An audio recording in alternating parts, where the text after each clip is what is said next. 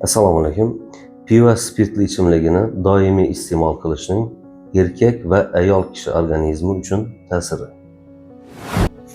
Pivo tarkibida ayollik gormonlaridan fitoestrogen miqdori yuqori hisoblanadi. Bu gormonning erkak kishi organizmida oshib ketishi tufayli jinsiy aloqaga xohish kamayishi, farzandsizlik yuzaga kela boshlaydi.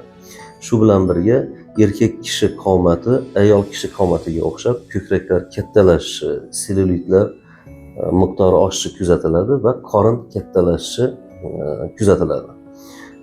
Eng asosiysi erkak kishi organizmida doimiy ravishda pivo iste'mol qilish yurak qon tomir kasalliklarini yuzaga kelishiga sabab bo'ladi. Ayol kishi organizmida fitoestrogen gormoni oshishi tufayli tabiiy estrogen gormoni kamayishi kuzatiladi. Shu bilan birga ayol kishi agressiv holatga tushib qoladi hamda farzand ko'rish ehtimolligi pasayadi.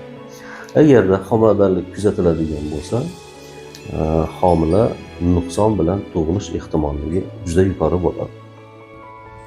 Uramax Med Center bizning vazifamiz va bizning maqsadimiz sizning sog'ligingiz.